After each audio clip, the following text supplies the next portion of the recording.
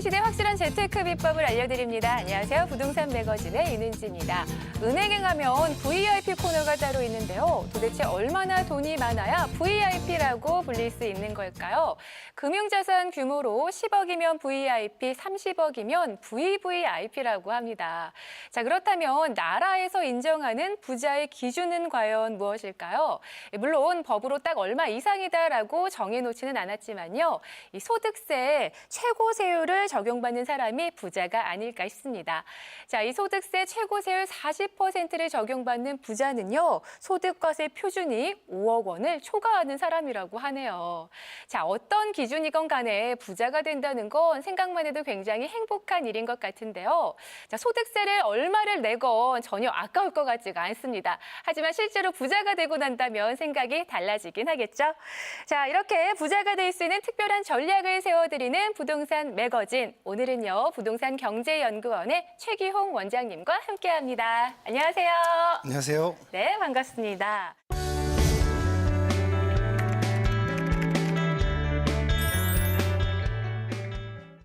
자, 누구나 부자가 되고 싶잖아요. 저도 그렇지만, 네, 원장님도 그러시죠? 아, 그럼요. 네. 당연하죠. 원장님이 생각하시는 부자의 특권 뭐라고 생각하세요? 뭐 물론 여러 가지 특권이 있겠지만 네. 제가 부자들을 가장 부러워하는 특권 중에 하나는 네. 이제 시간을 돈으로 살 수 있다라는. 그러니까 기본적으로는 보통 뭐 시간은 무형이기 때문에 뭐 살 수 없다라고 생각하실 수도 있는데 네.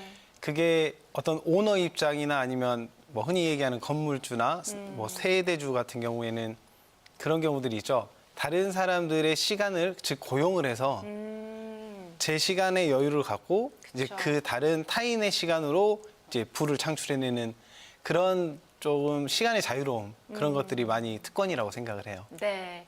자, 그렇다면요. 부동산 투자를 통해서도 혹시 은행 VIP가 될 수 있는 걸까요? 아, 그럼요. 네. 전 당연히 될 수 있다고 생각을 하고요. 근데 단지 단순히 어떤 부동산 투자라는 것보다는 그 부동산 투자를 할 때 부동산도 너무 다양한 방법과 또 그 종목이라고 해야 되나요? 뭐 목적이 다르기 때문에 뭐 이게 지금 당장의 어떤 월 수입이 필요한 수익성인지 네. 아니면 시간이 흐름에 따라서 이제 어떤 차익 실현이 가능한 차익성인지 그리고 또 현재 내 경제 상황에 맞춰서 이걸 장기적으로 볼 것인지 아니면 또 단기적으로 볼 것인지 여러 가지 그 개인적인 투자 성향까지 취합을 해서 조금 심도 있게 고민을 해본다면 뭐 VIP가 아니라 VVIP까지도 저는 충분히 될 수 있다고 생각을 합니다. 네. 그리고 사실 지금까지는 부동산 투자를 하시는 많은 분들이요. 은행 대출을 받아서 투자를 좀 하셨잖아요. 네. 그런데 파리 대책 이후에 대출 규제가 강화됐기 때문에 이제는 이런 레버리지 효과를 좀 못 보는 것이 아닐까라는 우려가 있던데 어떻게 생각하세요? 뭐 결과를 먼저 말씀드리면 어렵다고 봐야죠. 그러니까 어렵다가 맞을 것 같아요. 왜냐하면 네. 레버리지 효과 자체는 타인의 자본으로 자기 자본의 그 투자 대비 네. 수익률의 비율 자체를 올리는 게임이기 때문에 네.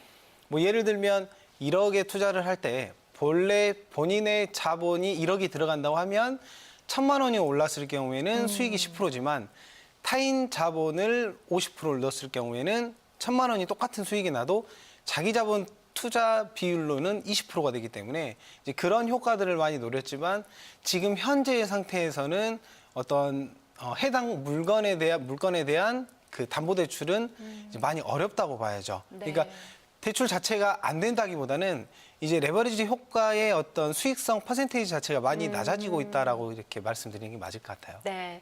그렇다면 높은 이 대출의 벽을 조금 뛰어넘을 수 있는 대책이나 방법은 없는 걸까요? 사실 지금 현행상으로는 어떤 뭐 그 투자를 하려고 하는 그 물건을 담보로 해서는 많이 어렵고요. 뭐 기존에 보유하고 있던 어떤 건물이나 상가나 토지 뭐 그것까지 같이 이용을 해야 되는데 네. 그럴 경우에는 사실 그 어떤 리스크가 같이 묶여버리기 때문에 조금 저는 그 방법은 좀 피하라고 좀 조언드리고 싶습니다. 네.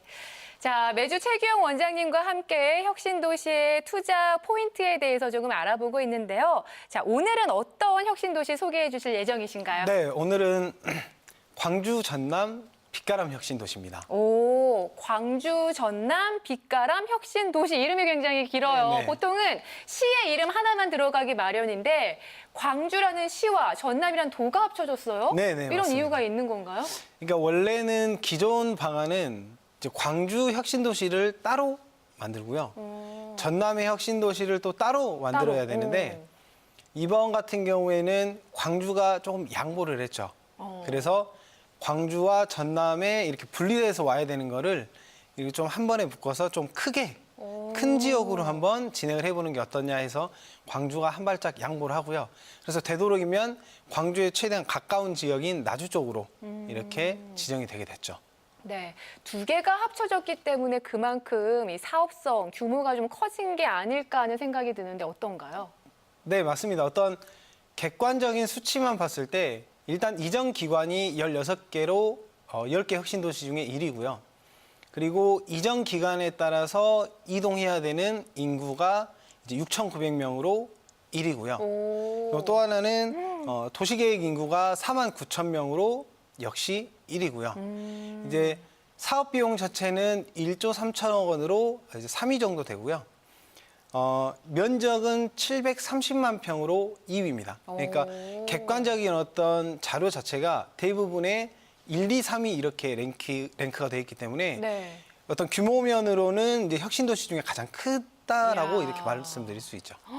오늘 대단한 혁신 도시에 대해서 준비를 해 오신 것 같습니다. 자, 그럼 이제 본격적인 강의 들어보도록 할 텐데요. 방송을 보시다가 궁금한 사항이 있거나 부동산 상담 필요하신 분들은요. 아래 전화번호 나가고 있죠. 이쪽으로 언제든지 연락 주시기 바랍니다. 여러분들의 많은 참여 바랍니다.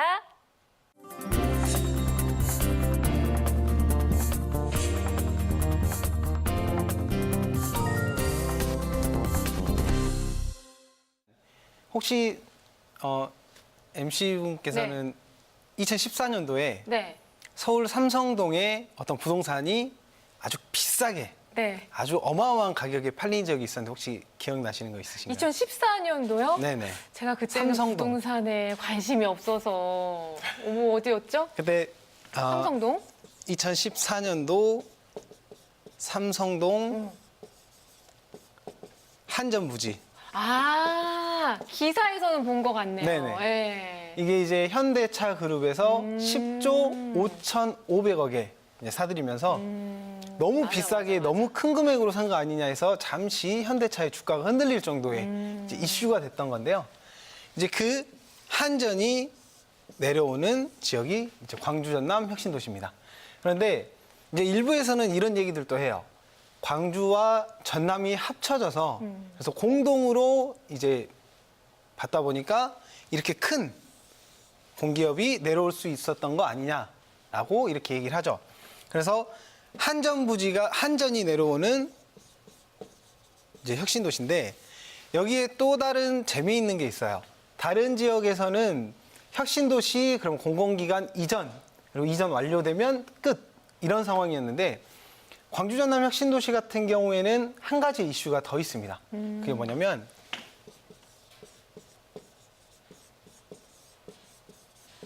한전공대인데요. 이게 모티브를 삼은 게 포항에 포스코와 연계된 포항공대가 있죠. 뭐 비슷한 유형으로는 뭐 어떤 특성화 이제 대학이다 보니까 농협에 관련된 농협 대학이 있고요. 또 충청권에는 이제 카이스트가 있긴 한데 카이스트 같은 경우에는 이게 충청권에 있다 보니까 포항공대는 영남권이죠. 그렇다 보니까 이제 호남에도 국가에서 이렇게 인재들을 키울 수 있고 육성할 수 있는 어떤 큰 그 공업대학을 이제 보내야 되겠다. 그래서 지방 균형 발전의 한 일환으로서 이제 한전공대를 이제 지금 추진 중에 있죠. 근데 여기서 재밌는 현상이 아무래도 여기는 지자체가 두 개다 보니까 광주와 이제 전남이죠. 이렇게 두 군데서 이제 서로 유치를 하려고 이제 핀피 현상이라고 하죠. 그래서 서로 각 지자체에 이제 공대를 유치를 하려고 지금 경쟁 중인데요. 아무래도 지금 서로 주장하는 거는 이제 한번 양보했으니 그건 큰 도시로 와야 된다. 아니다. 아무래도 한전 자체가 나주에 있으니까 한전과 가까이 있어야 된다라는 이제 서로 이런 주장을 하고 있는데요. 제가 보기에는 아무래도 이쪽으로 그대로 흘러가지 않을까라는 생각을 하고 있어요. 그럼 좀 더 자세한 거는 지도를 보면서 설명을 드리겠습니다. 광주 전남 혁신도시 같은 경우에는 이제 위치는 나주에 위치하고 있는데요. 이제 여기 같은 경우에 설명을 할 때 저는 신도시가 생겨날 때 가장 중시하는 것 중에 하나가 이제 도로가 어디 쪽 방향으로 개통이 되고 또 신설됐을 경우에는 어느 도시와 또 연결이 되는지에 대해서 제가 많이 이렇게 강조를 하는 편인데요. 그래서 저번 주 원주 같은 경우에도 원주와 광주가 연결이 돼서 수도권과의 근접성이 좋아졌을 때 과연 득인가 실인가에 대해서도 제가 좀 말씀을 드렸었어요. 이쪽 나주를 중심으로 말씀드리면 일단 혁신도시가 생기면서 전남 서남부권의 도로망 자체의 어떤 구조가 조금 바뀌었어요. 큰 변화가 있었는데요. 어떤 거냐면 혁신도시가 생기기 전에는 원래 목포, 광주에서 국도를 타고 움직였을 때는 이 방향을 타고 이렇게 지나갔었어야 돼요. 근데 여기서 재미있는 게 뭐냐면 혁신도시가 생기고 두 개의 도로가 신설됐죠.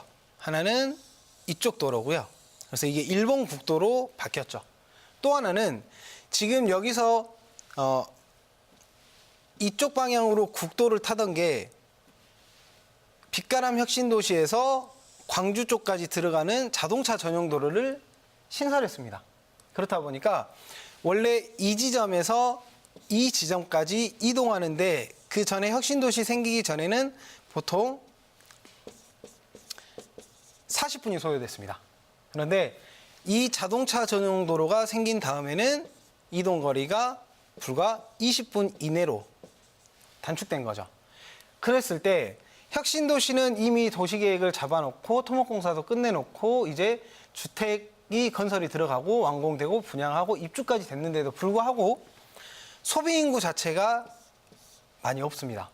왜냐하면 처음 도시계획이 세워졌을 때 가장 많이 인구 유입이 됐던 쪽이 이 광주 남구입니다. 그래서 어떤 풍선역과는 아니지만 이쪽에 들어와야 되는 유입 인구가 광주 남구로 흘러가는 상황이 생겼죠.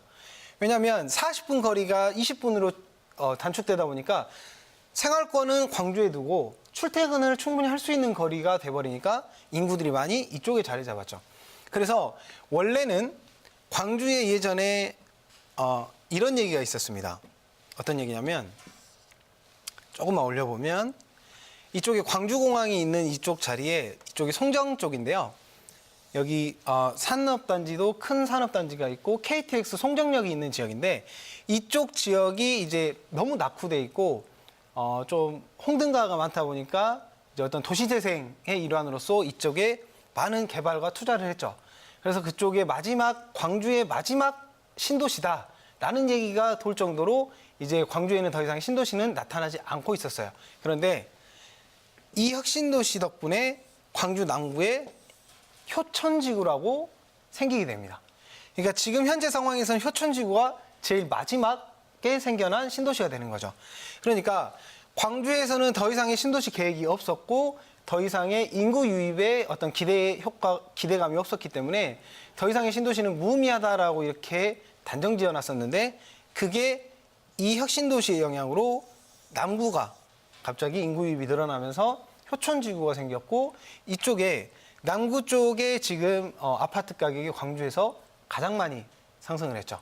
그렇다 보니까 이게 다른 지역 같은 경우에 특히 세종 같은 경우에는 이쪽 본 신도시의 어떤 도시 인프라가 자리를 잡혀가면 다시 돌아오는 경우가 있는데 여기 같은 경우에는 다시 돌아가지 않습니다. 지금 현재 상황에서. 그래서 혁신도시의 현재 구성원을 보면 지금 현재 비율이 약 50%도 근무 인원이 안 됩니다. 그러니까 50% 이상은 그 밖에서 지금 거주하면서 출퇴근을 한다는 얘기가 되죠. 그런데 여기에서 또 하나의 어떤 고려해야 되는 점이 뭐냐면 여기 지금 혁신도시에 거주하는 그 연령층이 보통은 30대에서 50대층이 가장 많습니다. 즉 소비 인구로서는 가장 큰 소비 인구들이죠. 근데 이 소비 인구가 주말에는 주변 다른 도시들로 다 빠져나가게 됩니다.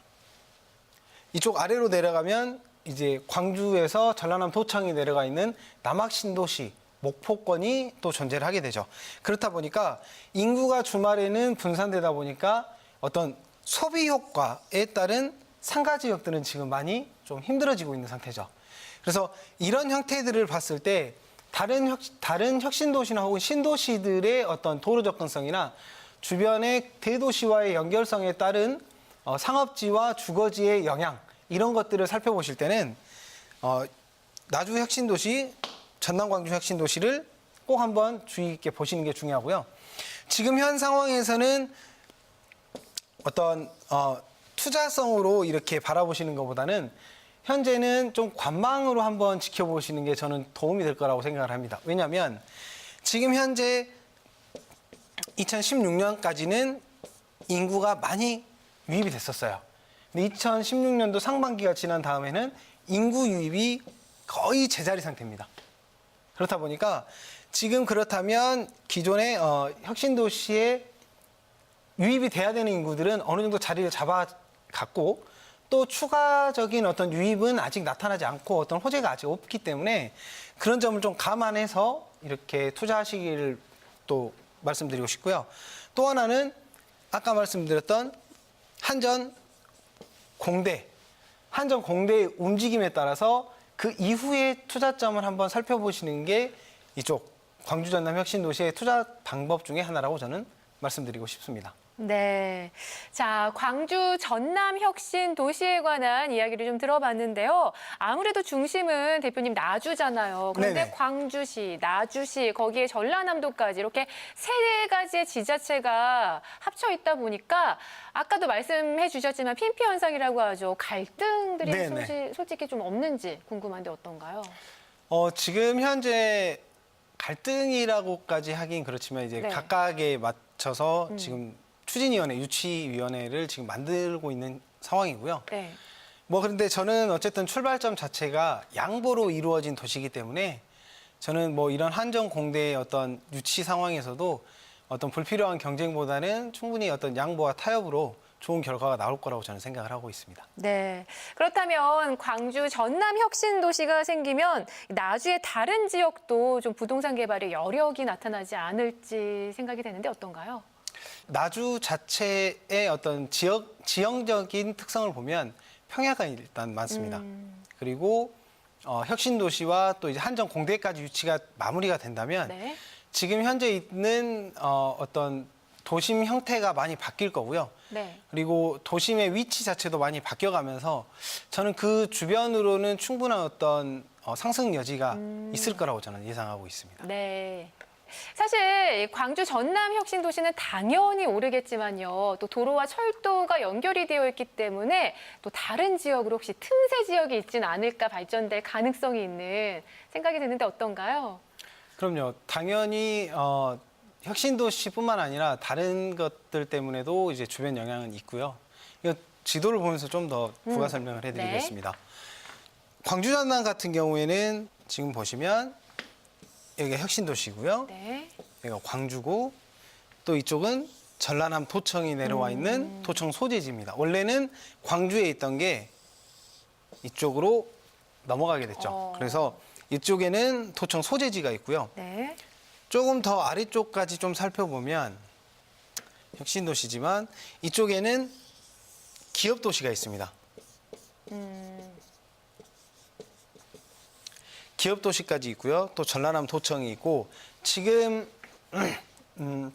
전남권의 어떤 수건사업 중에 하나라고 얘기하는 게 KTX 무안 공항 경유입니다. 그래서 무안 공항에 그 KTX 역을 신설을 해서 무안 공항을 경유하는 게 또 지금 수건사업 중에 하나고요. 이 마지막 종착역인 목포역에서 이쪽 고성 벌교 쪽으로 넘어가는 이제 그 철도망도 지금 계획 중에 있고요. 어. 현재는 광주에서 목포까지의 철도 구간이 고속철도 구간이 아니라 일반 철도 구간입니다. 근데 그게 이쪽 광주에서 지금 나주까지가 지금 올해 고속철도 구간으로 개선 사업 이제 예산이 잡혀 있고요. 이제 차후에는 여기서부터 다시 또 목포까지 이렇게 내려가는 게 있죠. 그러면 지금 전체적인 그림으로 봤을 때 기업 도시와 도청과 그리고 이쪽에는 현대 사무중공업이 위치해 있죠. 그렇다 보니까 이쪽 서남해안 끝쪽으로도 지금 현재 어떤 활발한 투자와 지금 지가 상승이 일어나고 있는 상황이고요. 네. 이쪽은 광주와 또 나주혁신도시를 묶어서 이제 위쪽으로 또 만들어지고 있고요. 이 아래쪽으로 내려가면 순천, 여수, 광양을 묶어서 이쪽도 산업단지로 크게 개발을 하고 있고 지금 지가가 많이 올라가 있는 상태죠. 그러니까 동부권, 서남부권, 뭐 북부권이라고 하면 그렇지만 전남 쪽에서는 북부권이죠. 그래서 이렇게 세 지역을 나눠서 이렇게 생각을 해보셔야 됩니다. 근데 지금 전체적으로 우리나라의 개발 기조 자체가 위에 평택, 인천에서부터 지금 서남해안 쪽으로 많이 이렇게 넘어오고 있는 상태라서 그 서남해안 개발의 거의 끝점에 서 있는 쪽이 이제 목포, 이제 전남 도청이 있는 남학신도시 이 방향인데요. 그래서 지금 이쪽 도청을 중심으로 나주와 광주 이렇게 같이 묶어서 어떤 투자를 생각을 하셔야 투자를 하실 때 어떤 인구 이동과 어떤 개발에 따른 그 효과까지도 한번 염두해 보셔야 됩니다. 자, 그럼 마지막으로 오늘 소개해 주신 이곳에 투자를 고려하고 계신 분들 계실 것 같은데요. 그분들이 꼭 확인해야 할 상황이 있다면 어떤 게 있을까요?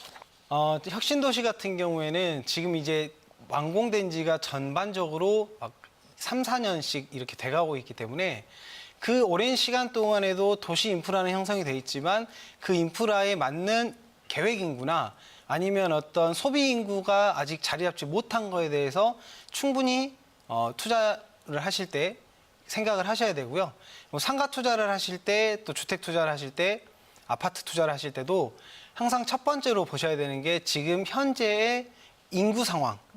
그거를 꼭 유심히 보셔야 됩니다. 왜냐하면 신도시 같은 경우에는 그 인구가 워낙 유출과 유입이 순간적이기 때문에 그런 흐름들을 꼭 잘 파악하셔야 좀 충분한 좋은 결과가 나타날 거라고 생각을 합니다. 네. 자, 몇 번을 말씀드려도 지나침이 없을 것 같습니다. 투자를 하기 전에는 반드시 꼼꼼한 사전조사 그리고 전문가의 상담이 필수겠죠. 자, 그래서 이번 주에도 세미나 일정 마련되어 있죠? 네. 파리 대책이 나온 이후에 이제 지금 갖고 계시는 부동산을 어떻게 처리해야 되며 갖고 계신 보유 현금에 대해서는 또 어떻게 투자를 해야 되는지에 대해서 지금 많은 고민을 하고 있을 시기라고 생각을 합니다. 그래서 이번 주에는 현재 파리 대책에 따른 향후 부동산의 전망과 영향에 대해서 또 세미나를 준비해 봤습니다.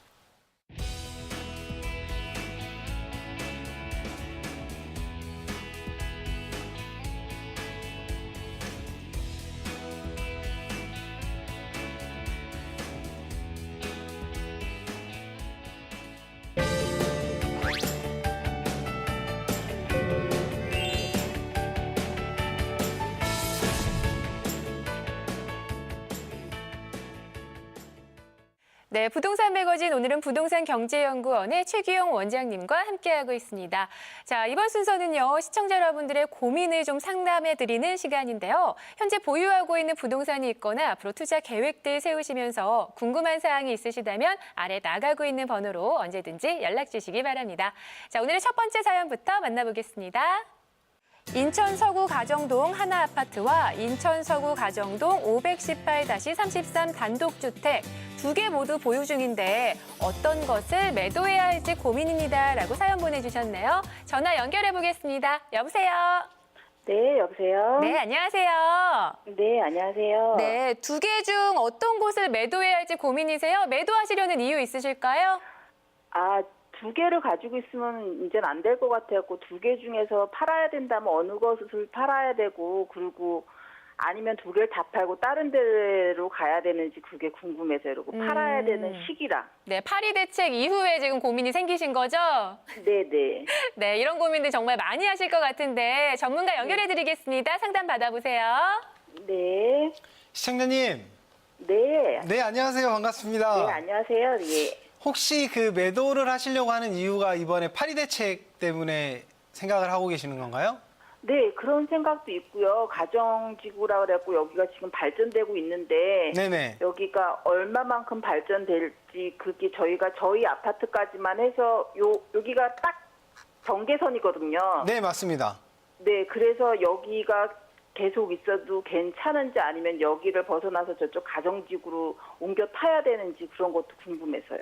혹시 지금 네. 저희한테 말씀해 주신 아파트하고 단독주택하고 네, 거주하고 계신 곳이 어디 쪽이신가요? 아파트요. 아, 지금 아파트에 거주하고 계시고 네, 네. 지금 보면 네. 이쪽은 청라 쪽에 이제 영향하고 이제 네. 가정 주택 이제 개발지구 네네. 때문에 그 영향이 이제 커질 것으로 저는 예상을 하고 있는데요. 지금 네. 하나 아파트 같은 경우에는 원래 이쪽 가정동 자체가 네. 좀 오래된 아파트들도 많고 평수도 적다 보니까 사실 어떤 주택 가격이 많이 오른 지역은 아닙니다. 그래서 네. 지금 이건 가정 아파트 같은 지금 하나 아파트 같은 경우에는 좀 더 갖고 가셔도 지금 뭐 큰 폭의 어떤 상승세가 보여질 것 같진 않아요. 왜냐하면 첫 번째는 네. 지금 청라 쪽과 앞쪽에 택지지구 개발하는 쪽이 전부 다 아파트나 주택을 짓기 때문에 거기에 대해서 조금 영향이 제일 먼저 갈 곳이 원래 그 비슷한 평수의 아파트들이거든요. 근데 지금 하나 아파트 같은 경우에는 이제 지어진 지가 좀 됐는데 일단 앞에 새로 생기는 신설역의 바로 역세권에 해당이 되기 때문에 제가 보기에는 혹시 매도를 하실 생각이시면 조금 네. 더 계시다가 하시는 게 좋을 것 같은데 지금 현재 다주택자들한테 주어진 시간은 내년 3월 31일까지입니다. 알고 계시죠? 네네. 네. 그래서 3월 31일까지의 어떤 결정을 내리셔야 되는데 저는 개인적으로는 이 두 개 다가 역세권에 해당이 되기 때문에 좀 더 그냥 장기적으로 보시라는 말씀을 드리고 싶은데 아까 잠깐 대화 중에 하신 말씀이 옮겨가면 어떻겠냐라고 말씀을 하셨잖아요. 네. 그래서 옮겨가실 수 있는 여력이 있다면 저는 옮겨가시고 단독주택은 제가 보기에 지금 현 상황에서 매도는 좀 아닌 것 같고요. 조금 더 갖고 가셔야 될 것 같습니다. 그럼 만약에 옮겨간다면 지금 가정지구가 지금 되게 발전되고 있으니까 이쪽에 있는 아파트로 옮겨가는 게 나을까요? 네, 저는 가정지구 쪽으로 가는 게 맞다고 생각을 합니다. 왜냐하면 네. 청라 쪽도 많이 지금 이제 어느 정도의 건물들도 올라오고 자리를 잡아가고 있지만 네. 청라 쪽 같은 경우에는 지하철에 아직 그런 영향권에서는 좀 벗어나 있기 때문에 여기가 자리 잡으려면 시간이 좀 더 걸려요. 그래서 네. 지금 그리고 워낙 규모가 큰 사업이고 또 위로는 검단까지 있다 보니까 서로 경쟁까지 해야 되는 상황이기 때문에 저는 어떤 도시 인프라나 교통 인프라를 생각했을 때는 가정지구가 맞다고 생각을 합니다. 가정지구 쪽으로요? 네, 네, 네. 그러면은 단독주택은 네. 제가 처음에 그걸 가지고 있는 게 그게 단독주택이 1층 단독이 아니고 반지하 1층, 2층 이렇게 돼 있어서 월세도 그렇게 노후 대책을 하려고 실은 구입을 해놓은 건데 네네. 계속 가지고 있어도 거기는 괜찮을까요? 네, 그러니까 지금 다주택자들한테 가장 네. 무서운 게 양도소득세거든요. 네네. 근데 사실 이런 단독주택 같은 경우에는 지금 잘 계산을 해보셔야 되는 게 아파트처럼 거래가 이렇게 자주 활발하게 이루어지지 않기 때문에 그 상승폭이 크진 않아요. 단 네. 지금 현재 공실이 없이 계속 이렇게 임대가 나가고 있다면 그 임대 수익만으로도 충분히 어느 정도의 차익은 볼 수 있기 때문에 저는 매도를 하시려고 생각을 하신다면 지금보다는 앞쪽에 가정지구가 어느 정도 완성된 다음에 그 다음에 매도를 생각하셔도 그 오르는 폭이 크지 않기 때문에 양도소득세가 그렇게 너무 두려워하실 만큼 크진 않을 거라고 생각을 해요. 그래서 만약에 하나 아파트 같은 경우에는 지금 이제 매도 시기를 잡으신다면 이제 내년 그 4월 1일 되기 전에 그러니까 이사철 오기 전에 매도 시기를 한번 잡으시고요. 네. 단독주택 같은 경우에는 가정지구가 완공이 다가올 쯤에 한번 매도 시기를 잡기를 좀 권해드리고 싶습니다. 네. 감사합니다. 네, 오늘 상담 받으신 내용 도움이 좀 되신 것 같으세요? 네. 네, 전문가 의견 참고하셔서 좋은 결과 있으시길 바랄게요. 네, 수고하세요. 네, 감사합니다. 자, 계속해서 다음 사연도 만나보도록 하겠습니다. 청라 대광 로제비앙 아파트를 프리미엄 주고 분양권을 구매했습니다. 이사를 가려고 했으나 여건이 여의치 않아 매도하려고 합니다. 어떤가요? 라고 사연 보내주셨네요. 자, 전화 연결해 보도록 하겠습니다. 여보세요? 여보세요? 네, 안녕하세요. 예. 네, 지금 이사를 가려고 했으나 여의치 않아서 이제 매도하려고 계획 중이신 거예요? 예. 네. 자, 어떻게 하면 네. 좋을지 전문가 연결해 드릴게요. 상담 받아보세요. 예.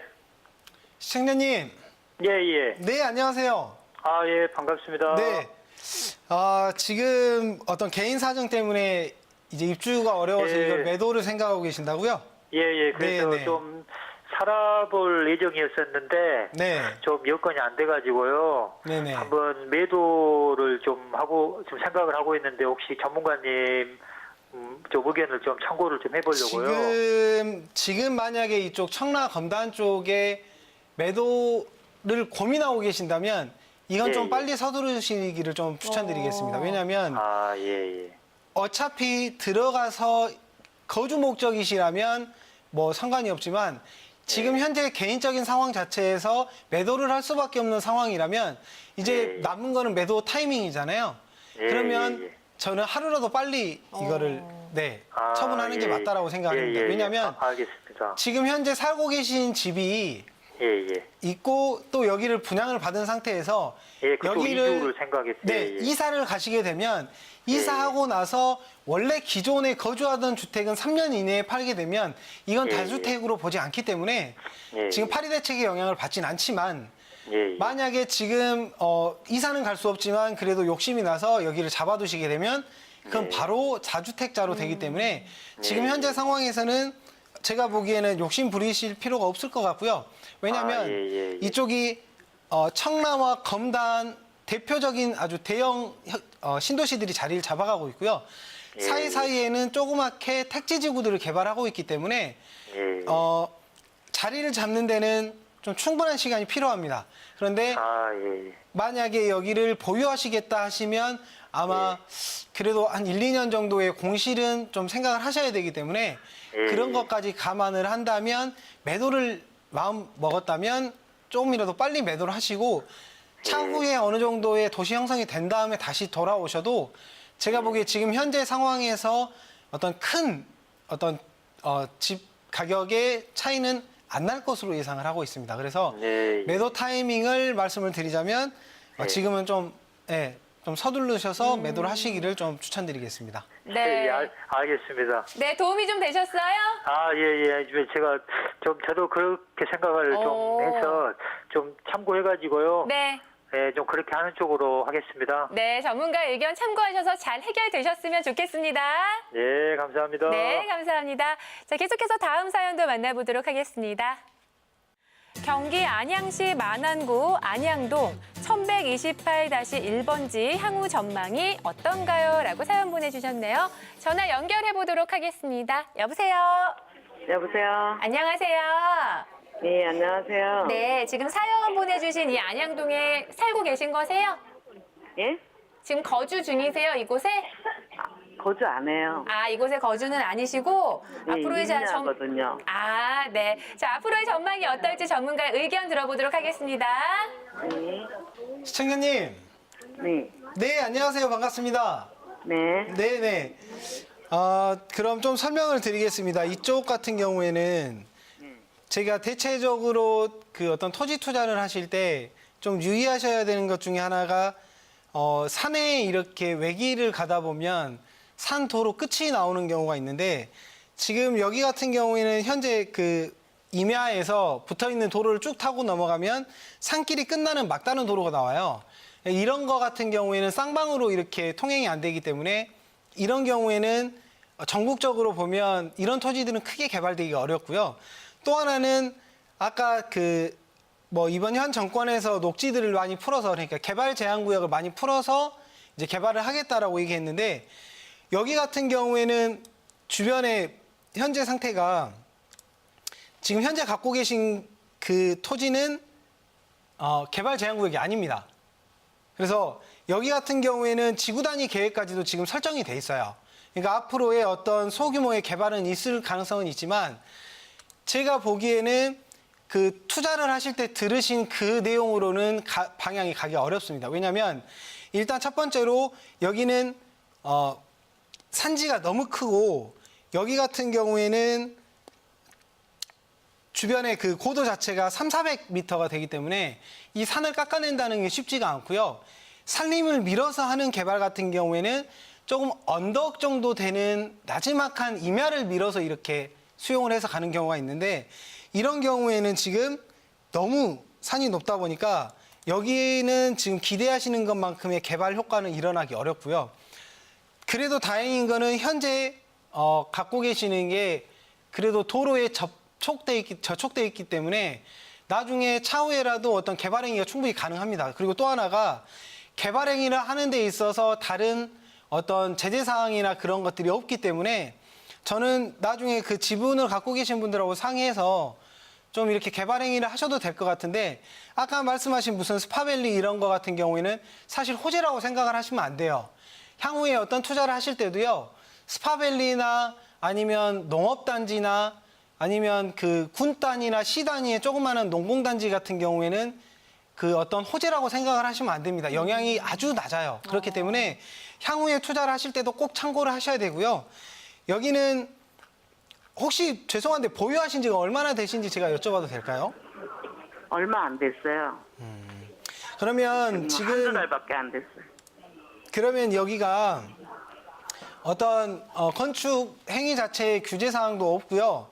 도로도 저촉돼 있고 지구 단위 계획도 도로가 확장된다 하던데. 도로가 확장돼 버리면 지금 갖고 계신 임야의 절반 네. 이상을 수용돼 버립니다. 아유. 그러니까 지금 현 상태에서는 이 산 모양으로 봤을 때는 굳이 확장을 안 해도 되고요. 확장을 해도 뭐 크게 관계는 없습니다만 이게 저촉돼 있는 땅이기 때문에 일부 땅을 수용해서 수용 보상 받으셔야 돼요. 그렇죠. 지분제니까. 네, 네. 그런데 그게 지금 그 그린 녹지 풀릴 가망성이 없다는 거예요? 아니요.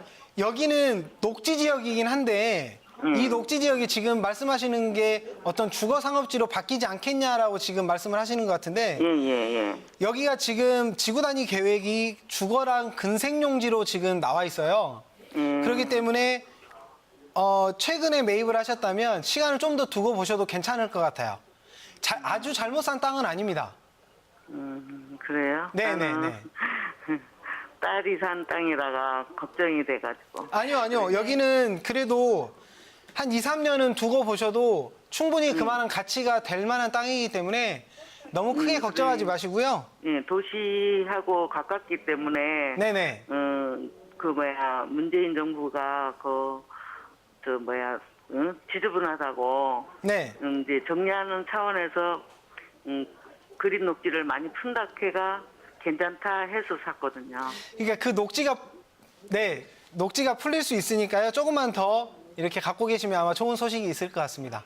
네, 감사합니다. 네, 상담 받아보셨는데 궁금증 조금 해결되신 것 같으세요? 네네. 네, 자, 전문가 의견 참고하셔서 좋은 결과 있으시길 바랍니다.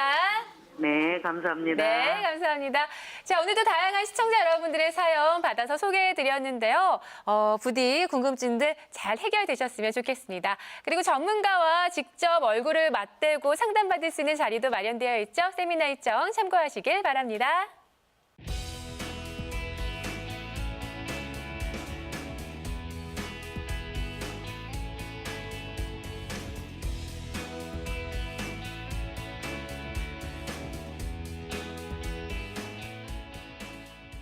네, 계속해서 서울 02-6223-9988번으로 접수된 우리 시청자 여러분들 사연들 만나보도록 하겠습니다. 다음 사연 만나보시죠. 대구 달성군 화원읍 설아리 60-1, 61-1, 63-1번지에 향후 전망이 궁금합니다라고 사연 보내주셨습니다. 전화 연결해 볼게요. 여보세요. 네, 여보세요? 네, 안녕하세요. 네, 안녕하십니까? 네, 이곳의 향후 전망 궁금하시다고 사연 보내주셨는데요. 전문가 연결해드리겠습니다. 상담 받아보세요. 네. 시청자님. 네. 네, 안녕하세요. 반갑습니다. 네, 반갑습니다. 네네. 여기 향후 전망 혹시 그 주변에 도로 생기는 계획 때문에 궁금해서 전화하신 건가요? 네네. 네네. 여기가 지금 그 고속도로가 이제 나오는 방향이 하나 더 신설되는 그 도로의 안쪽에 거기는 유천 IC라고 새로 지금 생기고 있는 중이고요. 네네네 맞습니다. 네네. 네 이제 그 방향인데 예. 지금 그 새로 고속도로에서 나오는 그 출구 방향이 지금 현재에서는 아래쪽으로만 돼 있잖아요. 예, 예. 오포 쪽으로. 예, 예. 네. 그런데 지금 위쪽으로 감싸서 지금 그 시청자님의 땅을 가운데 두고 빙 둘러서 이렇게 나가게 되잖아요. 예. 네. 예. 지금 이런 상태에서는 네. 주변에 다른 그런 고속도로 주변에 어떤 이런 도로가 신설될 때 상황들을 보면요. 예. 이렇게 출구 방향이 그 가까운 데 쪽으로 오면 그 안쪽에 넓게 감싸져 있는 땅들은 창고나 이런 어떤 조그마한 공장 용지로 쓰는 경우들이 많아요. 근데 아, 네. 근데 지금 현재 상태가 뭐 녹지 지역이고 답 상태잖아요. 예, 예. 이런 경우가 조금 이제 어떤 도로 방향이나 교통의 접근성이 이제 좋아지면서 예. 소규모의 공장이나 아니면 창고형들이 많이 들어오는 경우가 있어서 지가 상승이 되는 경우들이 있습니다. 그래서 여기는 오히려 이거는 호재라고 생각을 하시고요. 도로가 감싸져 있지만 그게 절대 나쁘게 작용하는 건 아니기 때문에 네. 지금 현재 오히려 보면 지적도상으로는 맹지거든요. 예, 예. 네, 그래서 그 맹지 자체를 또 탈출할 수 있는 방법이 될 수도 있고요. 좀 앞쪽 필지 도로하고 붙어 있는 필지랑 같이 해서 필요성에 의해서 큰 덩어리로 이렇게 매입을 하시는 분들이 계시기 때문에 이거는 조금만 더 갖고 계셔서 도로 완공된 다음까지도 보셔야 조금 좋은 빛을 볼 거라고 저는 예상을 합니다. 아. 네, 도움이 되신 것 같으세요? 네네. 네. 자, 상담받은 내용들 잘 염두에 두셔서 네, 좋은 결과 있으시길 바랄게요. 네, 고맙습니다. 네, 감사합니다. 자, 다음 사연 계속해서 만나보도록 하겠습니다. 충남 보령시 주교면 고정리 산 38-2, 산 38-3번지의 향후 전망이 궁금합니다라고 사연 보내주셨습니다. 전화 연결해 볼게요. 여보세요? 네, 안녕하세요. 네, 안녕하세요. 네, 자, 앞으로의 전망이 어떨지 전문가의 의견 들어보도록 하겠습니다. 네, 신교님, 네네. 네, 안녕하세요. 반갑습니다. 네, 안녕하세요. 네네. 네, 지금 제가 지적도상으로 봤을 때는 네네.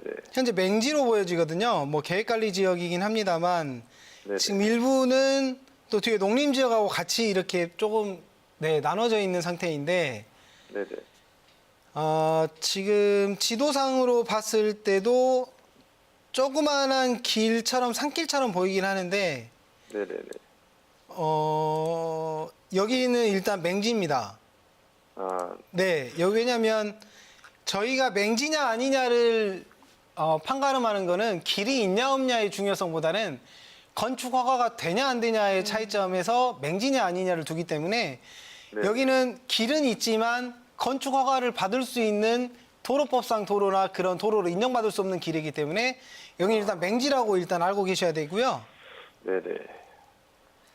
근데 여기 같은 경우에는 지금 주변에 국가산업단지가 지금 들어오고 있고 위쪽으로도 지금 보령 산업단지가 같이 들어오고 있기 때문에 현재의 용도 지역이나 주변의 어떤 개발 상황으로 따져봤을 때는 여기는 향후 가치는 너무 좋습니다.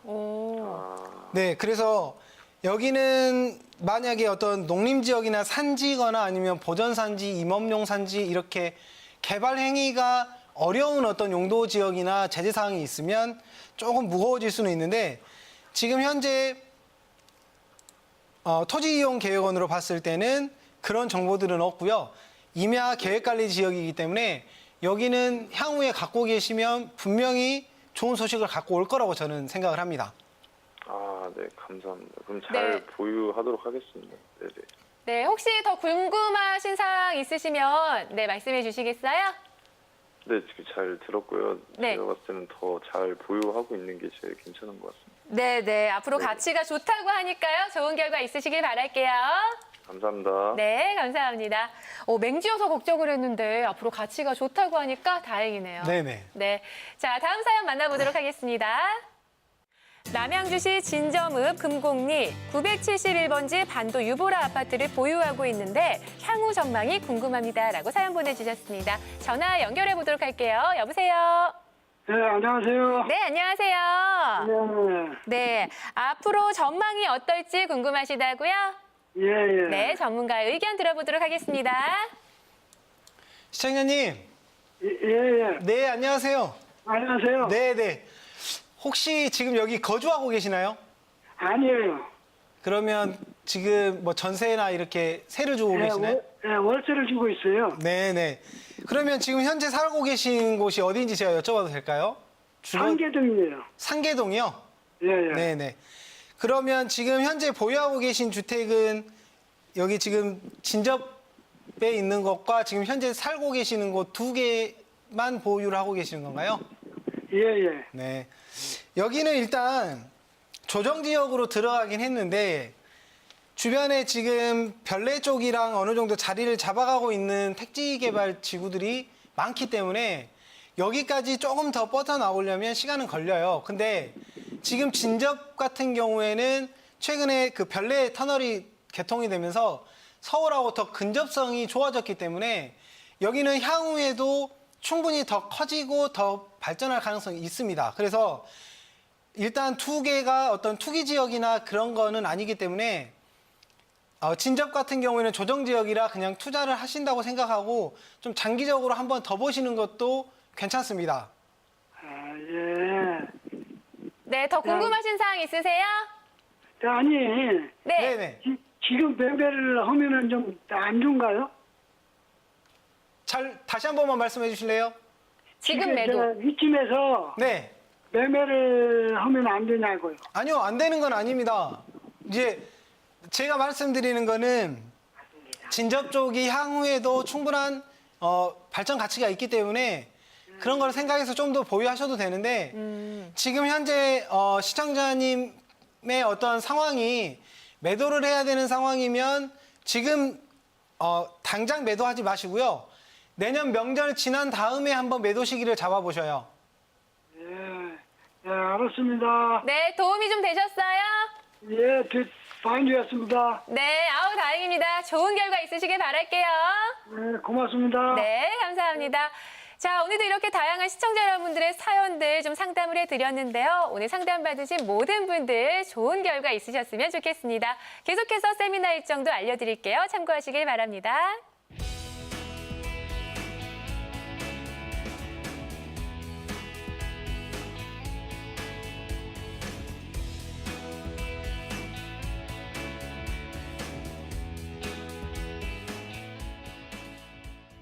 네, 부동산 매거진 오늘은 최기용 원장님과 함께 광주 전남 혁신도시에 대한 자세한 이야기 들어봤습니다. 마지막으로 하실 말씀 있으시면 한 말씀 부탁드릴게요. 부동산 시장 자체가 주택과 상가와 토지 이렇게 크게 세 분류로 나눠져 있는데요. 이전에 비해서는 지금 앞으로 갈수록 현재 상황도 마찬가지고 향후 계속 시간이 흘러갈수록 그 부동산에 영향을 주는 가격에 영향을 주는 요인들이 자꾸 늘어나고 있기 때문에 항상 어떤 투자를 하시거나 아니면 매도를 하실 때도 전문가분들과 꼭 상담하시기를 권해드리겠습니다. 네. 자, 부동산에 대한 모든 정보를 전해드리는 부동산 매거진. 저희는 여기서 이만 인사드리겠습니다. 안녕히 계세요.